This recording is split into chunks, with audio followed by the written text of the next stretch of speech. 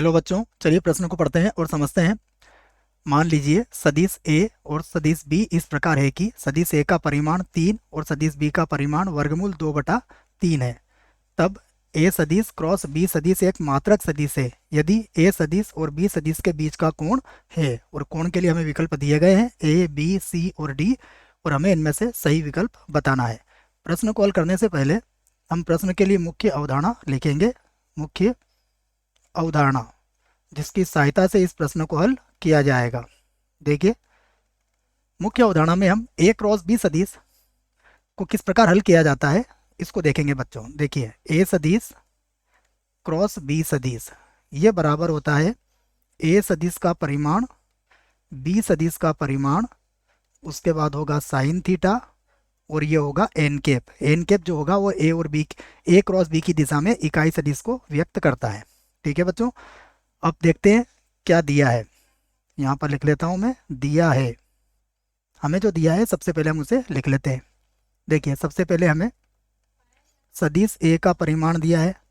सदिश ए का परिमाण है 3। उसके बाद सदिश बी का परिमाण हमें दिया है वर्गमूल 2/3।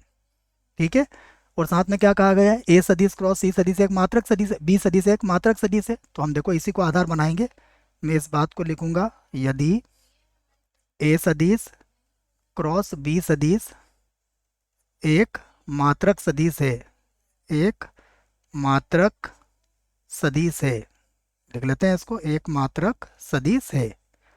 और तब यदि ये मात्रक सदिश है तब हम क्या करेंगे, इसका जो परिमाण होगा वो 1 के बराबर होगा।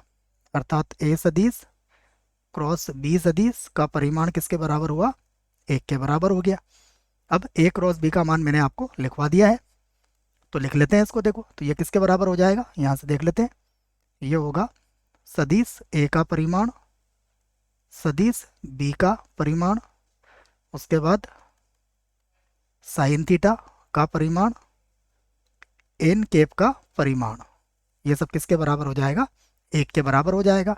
हमें पता है कि एन सदिश का परिमाण जो होता है वो 1 के बराबर होता है, और जो थीटा है वो ए और बी के मध्य का कोण है। अब जो मान दिए गए हैं वो लिख लेता हूँ मैं। देखो, ए सदिश का मान कितना है हमारे पास, यहाँ बराबर लगा देते हैं। ये कितना है हमारे पास, 3। इसका मान कितना है, वर्गमूल 2, और बटे में कितना है, 3।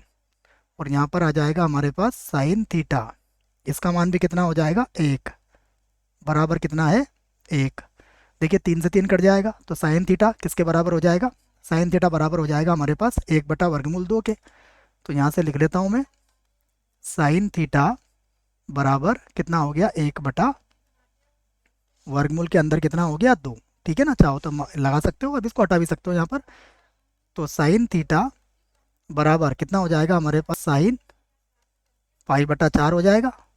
तो थीटा का मान कितना आया, थीटा का मान आ गया π/4।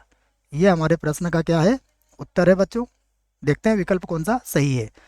तो ये गलत होगा, π/4 हमारा उत्तर आया है। इसका अर्थ ये हुआ कि ये विकल्प जो है हमारा बिल्कुल सही विकल्प है, बाकी विकल्प हमारे गलत हो जाएंगे। आशा करता हूँ बच्चों प्रश्न का उत्तर समझ में आया होगा। धन्यवाद।